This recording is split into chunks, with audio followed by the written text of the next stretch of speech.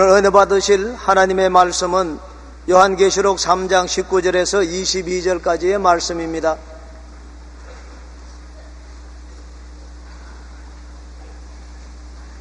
요한계시록 3장 19절에서 22절까지의 말씀을 다 같이 합독하시겠습니다.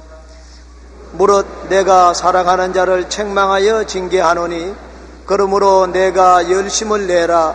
회개하라. 볼지어다 내가 문 밖에 서서 두드리노니 누구든지 내 음성을 듣고 문을 열면 내가 그에게로 들어가 그로 더불어 먹고 그는 나로 더불어 먹으리라. 이기는 그에게는 내가 내 보좌에 함께 앉게 하여 주기를 내가 이기고 아버지 보좌에 함께 앉은 것과 같이 하리라. 귀 있는 자는 성령이 교회들에게 하시는 말씀을 들을지어다. 아멘. 저는 오늘 여러분과 더불어 이제랴 어찌 우리 이날을 이 제목으로 말씀을 나누고자 합니다. 그때는 1950년 6월 26일 월요일날 아침이었습니다. 그 당시에는 중산층에도 라디오가 없었어요. 그렇기 때문에 뉴스라는 것은 오직 신문을 통해서만 볼 수가 있었습니다. 저희는 부산진에서 기차를 타고 동네까지 와서 기차역에서 내려서 학교로 걸어갔습니다. 그때는 학교 학제가 중학교 1학년에서 6학년까지였어요. 1학년 때는 내내 격려만 하고 다녔습니다. 그러다가 제가 2학년에 올라오니까 꼬마 1학년들이 격려를 붙여주니까 기분이 무척 좋았습니다. 아주 상쾌한 기분으로 학교에 들어왔는데 우리 2학년 일반 교실은 별관에 있어서 수풀이 우거지고 꽃들이 둘러싸여서 향기롭고 좋은 곳이었습니다. 너무나 기분이 좋고 기뻐서 교실에 들어가서 책가방을 내려놓는데 비상이 왔습니다. 북한 공산군이 탱크를 앞세우고 본격적인 침략을 했다는 것입니다. 그때까지는 항상 전쟁이 있어서 산발선에서 그저 밀고 땡기는 전쟁이 있었는데 이번에는 본격적인 전쟁이라는 것입니다. 북한의 야크기가 김포를 공격했고 탱크를 앞세운 북한군이 이미 이정부에 돌입했다고 말했었습니다. 그래서 학교 수업은 무제한으로 중지하고 꼭 군인들이 학교를 접수한다고 말했었습니다. 그러니까 학교에서 통보가 있을 때까지 학교 출석은 중지하라고 말했었습니다. 그래서 도로 책부다리를 들고 집으로 돌아오는데 그때부터 서울에서 내려오는 기차마다 기차 꼭대기 위에까지 개미처럼 피난민들이 타고 있는데 그런 현상은 전에는 보지 못했습니다. 어떻게 사람들이 매달려서 조금만 잘못하면 떨어지면 죽을 수밖에 없는데 정말로 위험하게 짝이 없는 그러한 난간에 매달려서 피난을 부산으로 오게 되고 삽시간 부산에는 발 디딜 틈이 없는 피난민으로 꽉 들어찼습니다. 그때의 삶의 참상은 이루 말로 다 할 수가 없었습니다. 저는 요사이 우리 한국의 삶을 바라보면 천지개벽이라고 말해도 과언이 아닙니다. 그때 피난민들의 삶이라는 것은 죽지 못해서 사는 지옥과 같은 삶이었습니다. 마실 물도 목욕할 물은 정말 없었습니다. 하루하루 끼니를 이어가는 것은 너무나 어려웠었습니다. 길거리에 죽어가는 사람이 허다해 있었습니다. 오늘 우리가 사는 삶은 거기에 비교하면 천당입니다. 도저히 경험 안 해본 사람은 저희 말이 무엇인지 모를 것입니다. 이 천당에 살면서 우리가 이 감사를 느끼지 않고 산다는 것은 너무나 괴로운 것입니다. 그때부터 만 3년 1개월 동안 계속된 전쟁의 결과로 사망, 부상, 실종, 포로된 인명피해만 해도 한국 군인과 경찰이 62만 명이 사상했습니다. 유엔군이 15만 명, 한국 민간인이 99만 명, 북한과 중공군이 200만 명, 북한 민간인이 150만 명, 총 526만 명이 사상을 당했습니다. 전쟁 고아가 10만 명이 길거리를 방황하고 전쟁 미망인 수가 30만 명이 넘었으며 피난민이 320만 명, 이산 가족은 1천만 명이나 발생했습니다. 우리 한국 역사의 가장 비극적인 전쟁이었습니다. 그런데 이 6.25 전쟁은 실제 우리가 역사를 살펴보면 자업자득입니다. 우리가 남을 원망할 수 없습니다. 우리가 잘못 살았고 우리가 힘이 없고 무력했기 때문에 침략을 당한 것입니다. 2조 만렵의 한국의 실정을 한번 역사적으로 돌이켜 봅시다. 2조 만렵에 얼마나 정권이 무능한 왕조였습니까? 부패한 정치, 사색 당파 싸움, 쇄국 정치, 그리고 무지하고 가난한 국민, 이와 같은 환경이 우리 한국으로 하여금 외국 침략을 당하도록 문호를 열어놓고 말한 것입니다. 누가복음 11장 11절에 스스로 분쟁하는 나라마다 황폐하여지며 스스로 분쟁하는 집은 무너진다고 했는데 하루가 쉬지 않고 사색 당파 싸움이 우리 한국에 일어나고 있어서 한국의 정치는 형편없었습니다. 2조 말 무능한 왕조는 그 측근 세력들의 활동을 부추겼습니다. 고종의 아버지였던 대원군은 그 지위를 이용해 천주교를 박해해서 수많은 천주교인들을 저 절두산 강강 건너편에 저기서 목베어 죽였습니다. 무역을 청하러 온 외국 무역선을 격파시키며 쇄국 정책을 단행했습니다. 그때만 한국의 문호를 열었어도 현대의 문물을 받아들여서 한국은 일본 침략을 당하지 않았을 것입니다. 일본은 일찌감치 문호를 개방하여 외국 문물을 받아들여서 철선을 만들고 대포를 만들고 총포를 가지고 있습니다. 한국은 그때도 뚝딱선을 가지고 있었고 활을 갖고 수레를 끌고서 사는 형편이니까 도저히 상대가 될 수가 없었습니다. 대원군이 쇄국 정책을 강행해서 외국의 문물을 차단하고 이로 말미암아 우리 한국의 문호를 개방하라고 온 외국과 싸워서 병인 양요, 식민 양요가 일어나 나라가 혼란에 빠졌습니다. 또한 친일 세력들은 일본을 등에 업고 1884년 갑신 정변을 일으켰습니다. 그러자 고종이 황후였던 명성황후가 청나라를 이용해 친일 세력들을 몰아냈고 러시아 등과도 교류하여 일본과 대원군 양측을 함께 견제했습니다. 일본은 이 양심을 품고 1895년 명성황후를 시해한 을미사변을 일으켰습니다. 러시아를 추종하는 무리들 역시 을미사변을 기회로 삼아 1년 뒤 두려움에 떨고 있는 고종을 러시아 공간으로 옮기는 악한 파천을 당했습니다. 아예 나라가 엉망이었습니다. 혼돈에 혼돈을 거듭했습니다.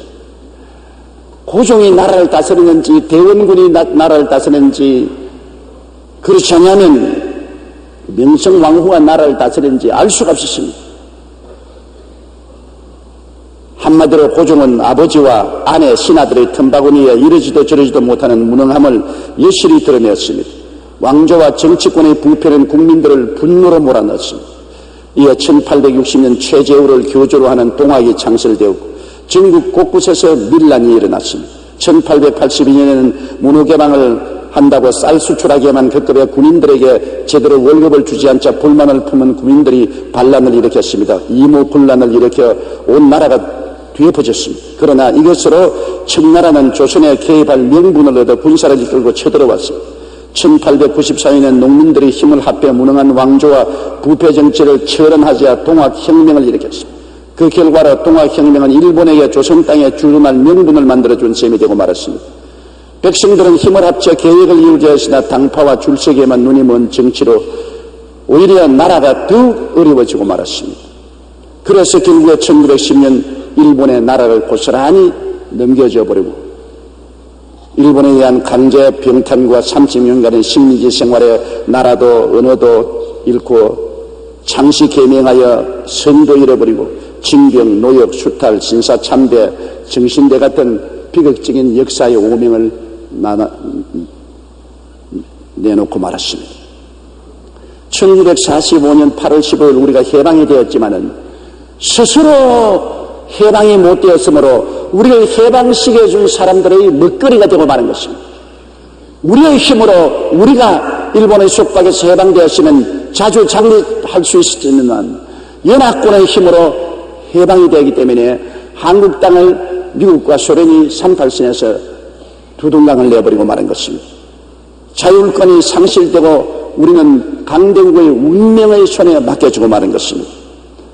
그리고 그 당시에 소련과 미국의 공산주의와 자유민주주의의 대결장이 된 38선이었습니다. 최냉전의 최전선이었습니다.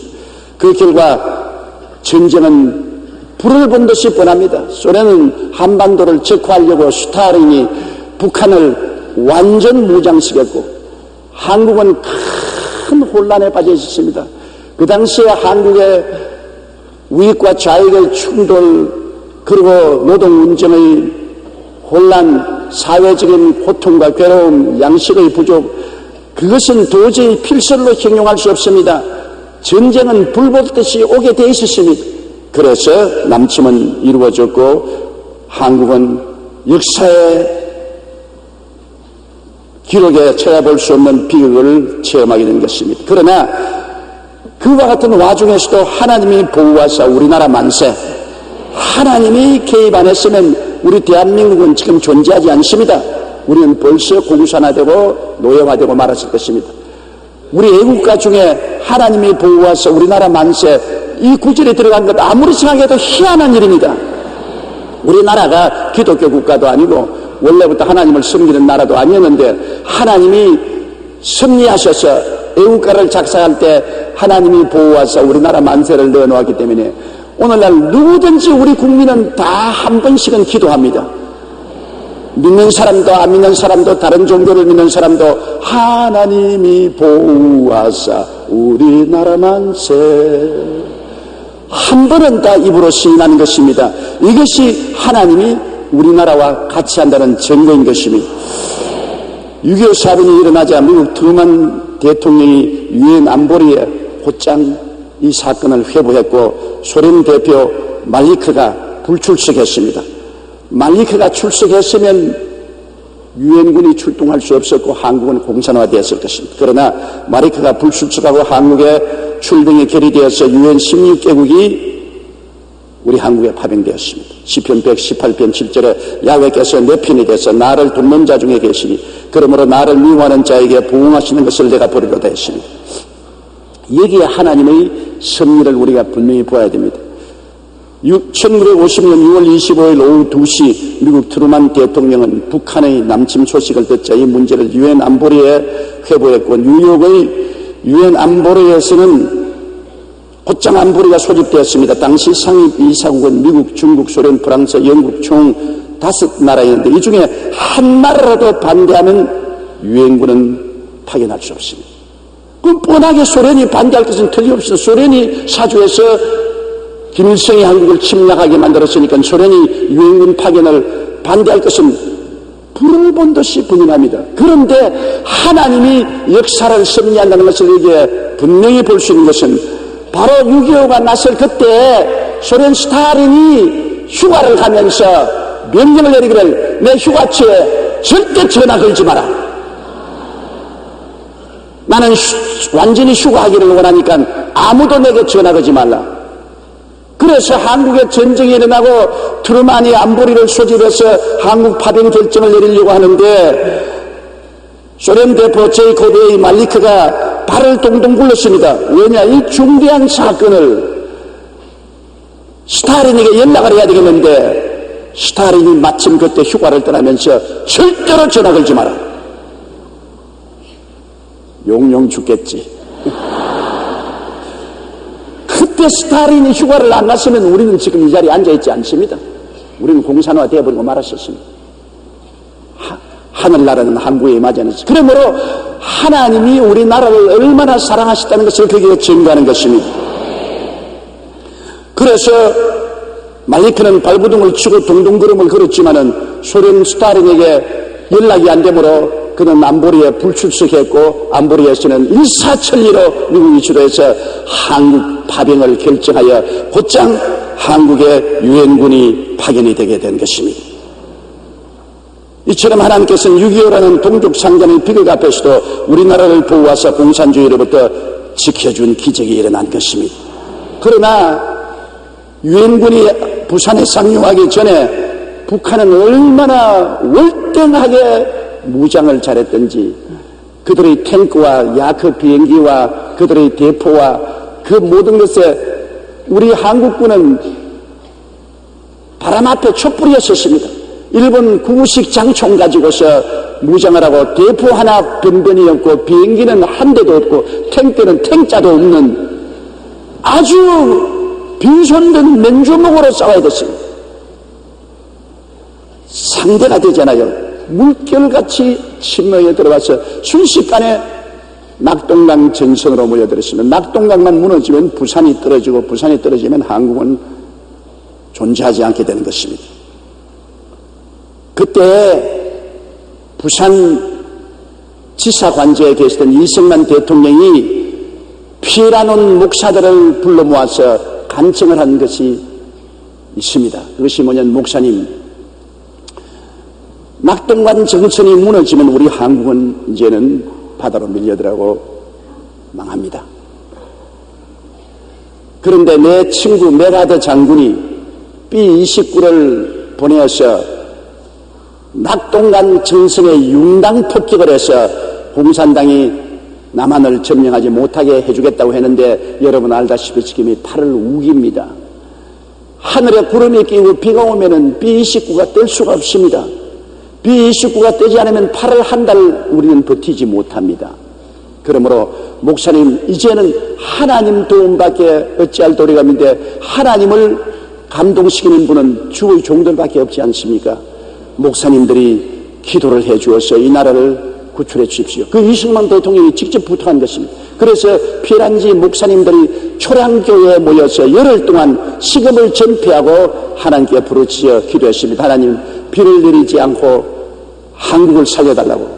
그렇게 열흘 동안 철야 금식하면서 하나님께 부르짖었는데 하나님이 응답해 주신 것입니다.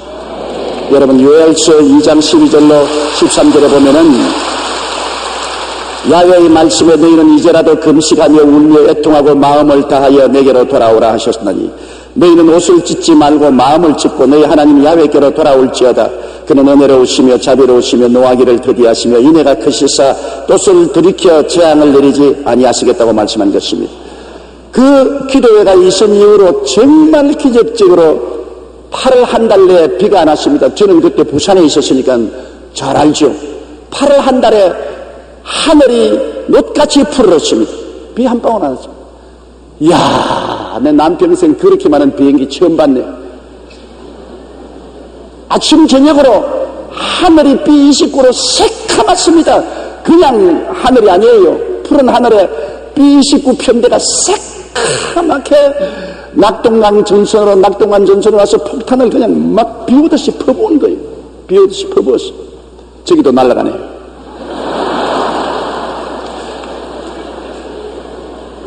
폭탄 터지는 소리가 부산에 사는 우리들 귀에도 정정하게 들렸습니다. 만일 그때 비가 와서 B-29의 융단 폭격이 없었으면 우리는 갔어요. 그때 물밀듯이 밀려오는 공산군에게 도저히 감당할 수 없을 것입니다. 그래서 낙동강 전선이 막아졌을 때 메가더 장군이 인천 상륙 작전을 감행한 것입니다. 그래서 인천 상륙을 해서 허리를 끊어버리니까 도안에던 쥐가 된 공산군은 패주하기 시작하고, 그 길로부터 38선을 넘어 저 청진까지 유엔군이 진격할 수 있었습니다. 전세는 역전되어 서울을 회복하고 두만강까지 북진했으나 중국군이 개입하므로 할 수 없이 전선이 교착되고 1954년 7월 27일 휴전이 될 때까지 피 흘린 싸움을 했던 것입니다.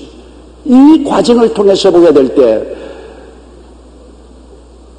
일의 계획은 사람에게 있어도 그 발걸음을 옮길 수 있는 하나님이시라는 것을 알 수 있는 것입니다. 소련과 중공의 후원을 받아 김일성이 치밀한 계획을 세우고 대한민국을 손아귀에 넣으려고 했으나 역사는 하나님이 주장하시고 인간의 발걸음은 하나님이 옮기시는 것입니다. 야훼께서 집을 지키지 아니하시면 세우는 자의 수고가 헛되며 야훼께서 성을 지키지 아니하시면 파수꾼의 경성함이 허사라고 말한 것입니다. 인간이 온갖 힘을 다하고 능력을 다하고 노력을 다해도 배후에 하나님이 역사하지 아니하시면 인간 뜻대로는 안 되는 것입니다. 우리 한국이 여러분 완전히 파멸할 수밖에 없는 위기에서 건짐을 받은 것은 하나님의 뜻이 계셔서 그렇게 하신 것입니다. 하나님이 한국을 뜻이 계셔서 우리를 세우신 것입니다. 이것이야말로 마지막 때 한국을 제세한 국가로 세우셔서 아시아와 세계 복음을 전하기 위한 하나님의 뜻을 성취하기 위해서 그렇게 하신 것입니다. 그러지 않고야 이런 기적이 역사상에 일어날 수가 없는 것입니다. 그러나 오늘 우리가 잊지 말아야 될 것이 있습니다. 세상 사람들 말하기를 은혜는 물에 새기고 원하는 돌에 새긴다는 말이 있는데, 우리의 한국의 요사의 실정들이 6.25를 알지 못하고 그 고통과 괴로움 속에서 살아남은 우리의 실정을 모르는 사람들이 미국과 우방의 군사적 물질적 도움을 까맣게 잊어버리고 말았습니다. 애굽에서 나온 이스라엘 백성들이 여호수아와 갈렙이 죽고 그 당시에 살아있던 장로들이 다 죽고 난 다음에는 하나님의 은혜를 까맣게 잊어버리고 바알과 아세라 신을 따라가다가 멸망당한 것처럼 오늘날 우리들은 우리에게 은혜를 베푼 미국과 우방을 기억해야 되는 것입니다. 은혜를 잊어버리면 안 됩니다. 은혜를 원수로 갚는 일이 생겨서는 결코 안 되는 것입니다. 그때 미국과 우방이 식량과 이복, 의약품을 원조 안 해줬으면 우리가 못 살아났어요. 그때 여러분 우리가 뭘 먹고 삽니까? 피라미드 개미 때처럼 부산으로 모여와서 아글바글 하는데 뭘 먹고 살아요? 미국에서 온 밀가루 포대, 미군 부대에서 흘러나온 꿀꿀이죽, 그 다음엔 의복, 의약품 이런 거 아니었으면 우리는 다 죽었습니다. 그때 상황이란 말로 다 할 수가 없어요. 여러분 우리가 지금 아무리 입술로 설명해봐도 얼마나 그때 상황이 위급하고 비극적이었다는 것을 설명할 수 없습니다. 사람들이 사는 것은 전부 산만대에 올라가서 여우굴처럼 굴을 파고 미군 부대에서 나오는 양철이나 박스로서 덮어서 비와 추움을 가리우고 사는 형편이었습니다. 사람들이 너무나 많이 굶어 죽고 병들어 죽기 때문에 사람 죽는 것이 별로 신통하지 않았습니다.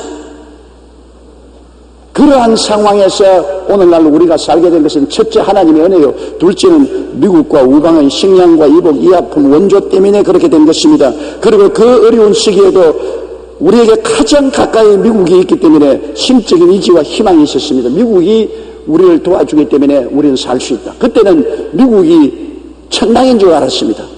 요새는 가보니까 별 볼 일 없지만은 천당 같아요. 그때는. 난 이번에도 뉴욕 가서 느꼈습니다. 뉴욕이 미국의 최대 도시 아닙니까? 뉴욕에 가서 그 거리를 걸어봐도 심상해요. 왜? 우리 한국과 별 차이가 없습니다. 그처럼 우리가 발전을 했다는 것입니다. 그러나 그 당시에 6.25 때는 밑자만 불러도 자다가 깨어나는 것입니다. 얼마나 물자가 풍부하고 우리에게 도움을 주고 혜택을 주는 것이라 미국 사람에게 쪼그레트 하나 주인감 하나 안 받아먹은 사람이 없으며, 우리가 미국의 밀가루 의복을 먹고 안 입어본 사람 없으며, 군대 부대에서 나오는 꿀꿀이 죽 안 먹은 사람 누가 있습니까? 그래서 도움을 받고 심적으로 의지하고 희망을 가졌으며 한국의 재건의 기본적인 원조가 되었습니다. 한국 같은 망한 나라를 누가 도와줍니까? 8.15 해방 이후 미국은 지속적으로 한국을 원조했습니다. 한국은행에서 발행한 경제통계연보를 보면 1945년 6월 25일 발발 전인 1950년까지 미국은 우리나라의 금액으로 따지면 약 5억 8,400만 달러를 원조했고, 전쟁 이후 1965년까지 약 33억 달러나 원조해 주었습니다. 미국은 우리에게 군사적, 물질적인 원조를 해주어 한국 재건의 기초를 만드는 것입니다. 소도 언덕이 있어야 문제된다고. 아무 도움 없이 우리 한국이 어떻게 일어납니까? 한국에서 생산한 모든 물건은 미국에서 관세를 받지 않았습니다. 그대로 그냥 들어가서 팔게 해서 돈을 벌게 만들어 주었습니다. 우리의 삶의 기본적인 터전은 미국이 도와준 것입니다. 우리 그걸 잊지 말아야 됩니다. 우리의 후손들도 받은 은혜는 잊지 말아야 돼요. 은혜를 원수로 갚으면 절대로 복을 받지 못합니다. 오늘날 지금 누가 우리 편이고 누가 우리 적인가를 혼돈을 하고 있어요. 국민일보 6월 21일 김상훈 씨의 문서를 보면 뭉치면 죽는다는 글이 있어서 내가 감격적으로 읽고 그것을 가지고 나왔습니다. 그 글은 이렇습니다. 북한 주민들은 모두 뿔 달린 괴물인 줄 알았어요. 그런데 그게 아니더라고요. 우리와 마찬가지로 웃고 슬퍼하는 주위의 보통 사람들과 똑같다는 걸 느꼈어요. 세계의 냉전 구도가 무너진 뒤 북한과의 교류가 시작되면서 달라진 남북 관계를 얘기할 때는 오래 인용된 말입니다. 최근 남과 북이 뭉치면 죽는다는 책을 낸 박성조 독일 베를린 자유대학 교수 등 서울대 행정대학원 통일정책연구팀은 통일 독일의 경험을 토대로 남북 간의 상황을 고찰한 주장은 이와 같습니다. 체제와 이념 앞에 막역한 동족 개념은 얼마나 허망한가. 오늘날 동수독 사람들은 통일 후 엄청난 비용과 노력을 쏟아부었음에도 동화되지 못한 채 서로 비난하면서 우리는 같은 민족이 아니다고 푸념합니다. 마찬가지로 남북한은 같은 민족이라는 상징만 존재할 뿐 가치관과 체험 등에서 어떤 공감대도 없습니다. 언어와 외모를 빼면 같은 점이 거의 없습니다. 이런 이질성을 무시하고 같은 동족이니까 무조건 통일해야 한다, 뭉쳐야 한다는 주장은 함께 죽자는 얘기일 뿐인 것입니다. 북한은 자꾸 말합니다. 민족끼리 하나 되자, 비료 내놓아라. 민족끼리 하나 되자, 돈 내놔라. 민족끼리 하나 되자, 도와달라. 얼마나 여러분 민족끼리 하나 되자는 말이 거짓말이고 엉터리인 것을 알아야 돼요. 왜냐? 오늘날의 시대는 민족이나 혈족이라는 것이 의미가 없습니다. 왜? 같은 민족인데도 한 병사가 자기 동료 8명을 총으로 쏘아 죽였지 않습니까? 이해가 틀리면 아버지가 자식을, 자식이 아버지를 죽이는 시대에 민족과 혈통이라는 의미가 없습니다. 사상이 같아야 함께 살아갈 수 있는 것입니다. 사상은 민족과 혈족보다 앞서는 것입니다. 북한이 민족이면 왜 6.25 사변 때 내려와서 그렇게 많은 동족을 살상하고 죽였습니다. 사상이 같으면 민족이 같지 않더라도 함께 살아갈 수 있고 동맹을 하고 살아갈 수 있지만은 사상이 틀리면 아무리 민족이고 혈족이라 해도 물고 찢고 싸우고 죽이는 것입니다. 그렇기 때문에 우리가 민족끼리라는 말은 너무나 허구한 말에 불과한 것입니다. 그 말에 속아 넘어가면 안 됩니다. 민족끼리 하나 되자고 하면서 웃음을 웃고 입에 뻗어버린 말을 하면서 북핵도에는 총과 원자탄이 들어있습니다. 총과 원자탄을 북핵도에 넣고서 민족끼리 하나 되자, 우리 함께 살자. 어떻게? 종이 되라는 것입니다. 노예가 되라는 것입니다. 여기에 현혹되어서는 안 되는 것입니다. 여러분, 민족끼리 하나가 되려면 사상이 하나가 돼야 되고 문화가 하나가 돼야 되는 것입니다. 그렇게 간단한 문제가 아닙니다. 6.25 사변 난 지 55년 동안 북한과 우리는 같은 언어와 같은 혈색을 가졌지만은 속 사람은 완전히 달라졌습니다. 공산주의 체제 속에서 김일성, 김정일이 민족이 되었지 대한민국과 같은 우리와 같은 사람이 아닙니다. 사상이 다르고 체제가 완전히 다릅니다. 하나가 된다는 것은 허구인 것입니다. 정신 차려야 돼요. 우리가 이 말을 같이 대고 휴전선을 같이 하고 있으니 북한에 굶으면 우리가 협조라고 인류의 동포회로 가지고 도와줘야 돼요. 쌀도 보내는 것 좋아요. 비료 보내는 것도 좋아요. 그러나 민족이니까 한 이름으로 우리 전부 다 무장해버리고 을사한자 그러고 나면 그 다음에는 북핵도에 감춰놓던 총과 원자탄 내놓고 이놈아 너희들 전부 우리 종대라. 그렇게 하는 것입니다. 북한 공산주의자들이 적화 통일을 하겠다는 야욕은 절대로 변하지 않았습니다. 북한이 존재하는 이상 적화 통일은 변화되지 않습니다. 왜? 그들의 사상이 그 의식이기 때문에 그 사상을 이루기 위해서 상황이 나쁘면 웃고 상황이 좋으면 주먹쥐고 항상 그렇습니다. 우리는 거기에 경계를 게을리해서는 결코 안 되는 것입니다. 북한은 원자탄을 가졌다고 공공연히 주장을 합니다. 원자탄 가졌다고 합니다. 그런데 원자탄 안 가졌다고 변명해 주는 것이 우리 정부입니다. 우리 정부가 미국과 세계에서 안 가졌다. 북한 원자탄 안 가졌다. 그거 확인되지 않은 사실이다. 그건 실제 안 그랬다. 그런데 북한은 가졌다. 우리 텔레비에서 우리 가졌다. 북한이 가졌다고 하는데 왜 우리나라가 앞장서서 안 가졌다고 앞을 쓰고 뒤를 쓰고 변명을 합니까? 나 정말 알 수가 없어요. 난 도저히 이해가 안 되는 것입니다. 줄 건 주고 받을 건 받고 당당해야지. 왜 무릎을 꿇고 끌려서 끌려 들어가고 애걸복걸 사정을 합니까? 마귀하고 대화와 타협이 안 됩니다, 여러분들. 마귀하고 대화 타협 아무리 해봐도 마귀가 여러분 대화와 타협을 들어줄 것 같습니까? 북한이 원자탄을 가지고 있으면 우리는 함께 망합니다. 그건 왜냐? 북한이 본격적으로 원자탄을 가지면 우리의 군사력은 무력화되는 것입니다. 언제든지 원자탄으로 협박 공갈하면 밥 달라면 밥 줘야 되고 쌀 달라면 쌀 줘야 되고 돈 달라면 돈 줘야 되고 나라를 내놓으라면 나라를 내놓을 수밖에 없습니다. 원자탄의 그 위력 앞에 우리 한국의 모든 무장은 해제되어 버린 것입니다. 또 일본이 가만히 있습니까? 일본이 순식간에 핵무장을 하게 되는 것입니다. 우리는 그러므로 북한의 핵에 압박을 당하고 일본의 원자핵에 위협을 당하고 온 아시아가 핵무장의 바람이 휘몰아올 것이요, 미국이 그것 보고 가만히 있을 것입니까? 반드시 미국은 응징을 하고 한국은 불바다가 되고 한국은 망하고 말 것입니다. 북한이 원자탄 가지는 것 절대로 허락하면 안 됩니다. 그것이 우리 남북한 동시에 자멸을 초래하고 마는 것입니다. 우리가 살아갈 길은 미국과의 동맹을 굳건히 해야 됩니다. 미국 물러가라고 큰 소리 하는데 그런 소리 해서는 결코 살아남지 못합니다.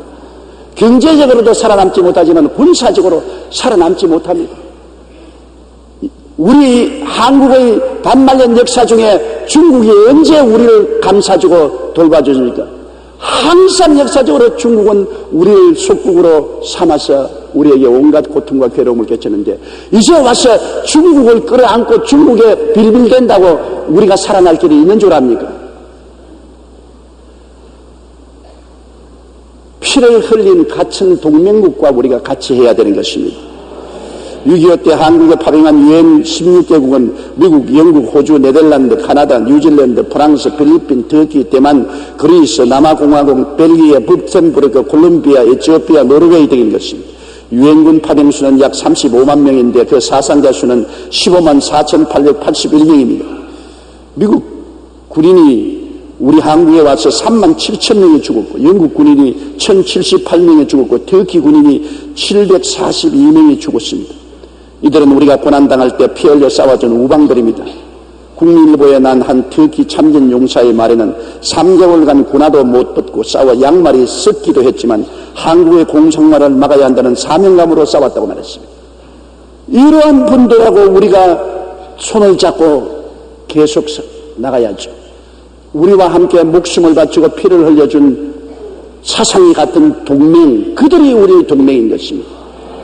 이걸 잊지 말아야 돼요.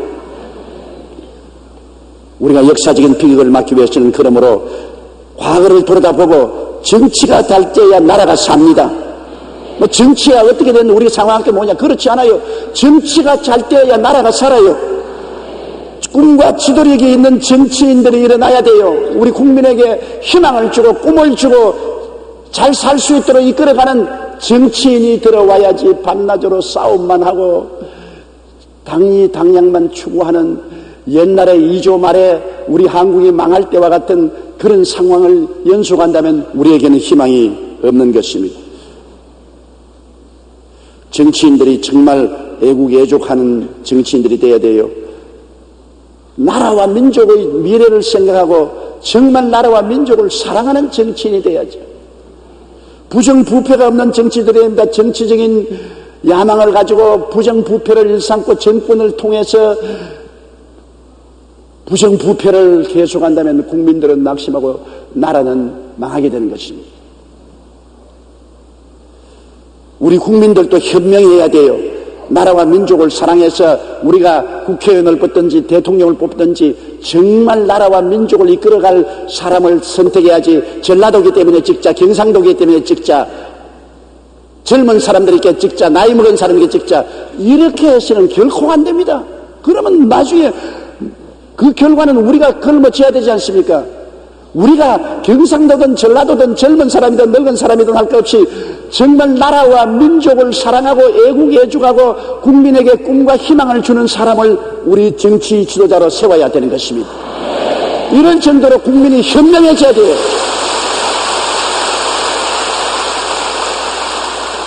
나라가 망하는데 경상도 안 망하고 전라도 안 망할 줄 압니까?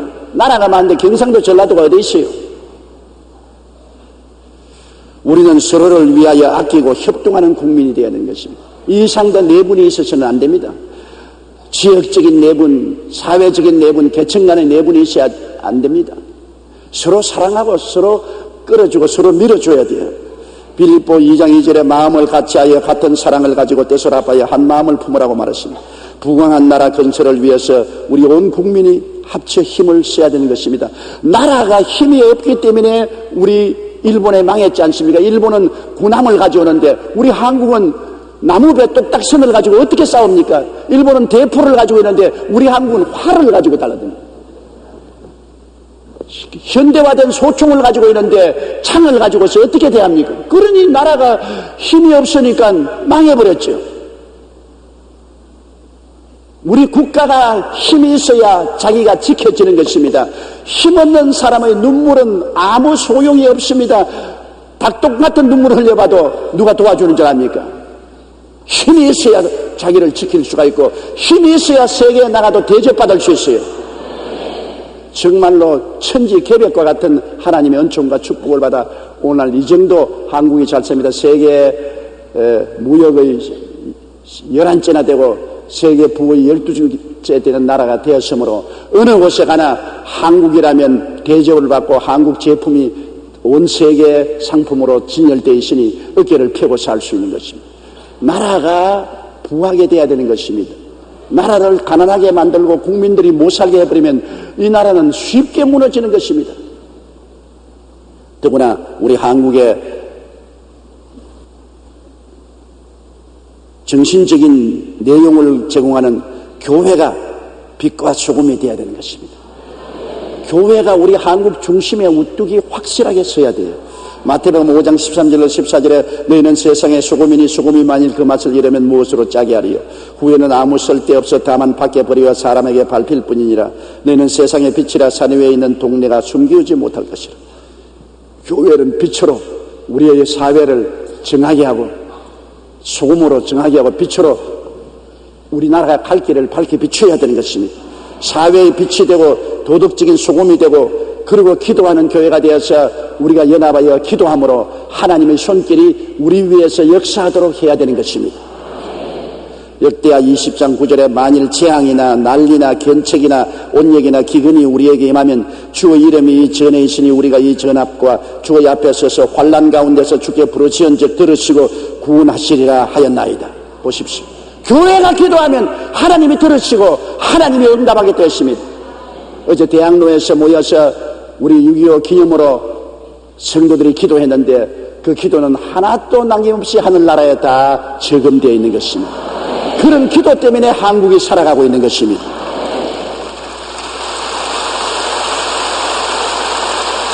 시편 91편 14절로 15절에 하나님이 가라사대 저가 나를 한즉 내가 저를 건지리라. 저가 내 이름을 한즉 내가 저를 높이리라. 저가 내게 간구하리니 내가 응답하리라. 환난 날에 내가 저와 같이하여 저를 건지고 영화롭게 하리라. 내가 장수함으로 만족해하며 나의 구원으로 보이리라고 말씀한 것입니다. 그러니 우리가 합쳐서 하나님을 사랑하고 하나님의 이름을 높이면 하나님이 우리를 건지고 우리를 높여주는 것은 마땅한 일인 것입니다. 우리 한국에 희망이 있다는 것은 한국에 1200만 성도가 있고 5만 교회가 있고 10만 주의 종이 있다는 이것이 우리 한국의 최후의 보루요 한국의 가장 큰 희망인 것입니다. 사람들은 한국을 바라볼 때 한국의 교회를 계산에 안 넣지만은 그들이 정말 잘못한 것입니다. 예수님이 광야에 나갔을 때 남자만 5,000명 부녀자 기만 명이 왔을 때 그들을 먹을 것을 주라고 했으나 빌립은 때도 늦었고 돈도 없고 음식 살 것도 없으니 못 먹인다고 했으나 거기에 안드레는 광야에 때가 늦고 돈도 없고 음식 살 것이 없어도 예수님이 계신 것을 계산에 넣었습니다. 그러니까 그들을 다 먹이고 12방울이 남았죠. 오늘날 우리 한국에 여러 가지 어려운 여건이 있어도 우리가 알 것은 한국에 예수님이 계십니다. 한국이 광야같이 되어도 이곳에 예수님이 계시고 우리가 예수님을 계산하고 예수님을 사랑하고 예수님을 높이면 예수님이 우리를 건져주시고 예수님이 우리를 높여주시는 것입니다. 하늘과 땅의 모든 권세를 내게 있다고 주님께서 말씀하셨으니 주께서 문을 열면 닫을 자가 없고 닫으면 열 자가 없는 것입니다. 그러므로 한국에 소망이 있는 것은 한국에 주님이 계시기 때문인 것입니다. 주님의 몸된 교회가 있고 주님의 백성들이 있고 주님의 종들이 있기 때문에 한국에 소망이 있습니다. 그렇게 호락호락 이제 한국이 옛날 6.25처럼 넘어가지는 않을 것입니다. 우리는 하나님의 은혜로 불사조처럼 6.25의 잿더미 위에서 오늘을 건설하게 되었습니다. 수많은 정치, 군사, 경제적 위기를 극복할 수 있었던 것은 오직 하나님의 은혜 때문입니다. 우리는 다시는 6.25와 같은 민족적 비극을 당하지 않도록 정신을 차리고 깨어서 주님을 섬기며 기도하게 되시기를 주님 이름으로 축원합니다. 다 같이 거기서 기도드리겠습니다. 사랑이 많으신 우리 하나님 아버지, 6.25의 전쟁을 생각하면 몸서리가 납니다.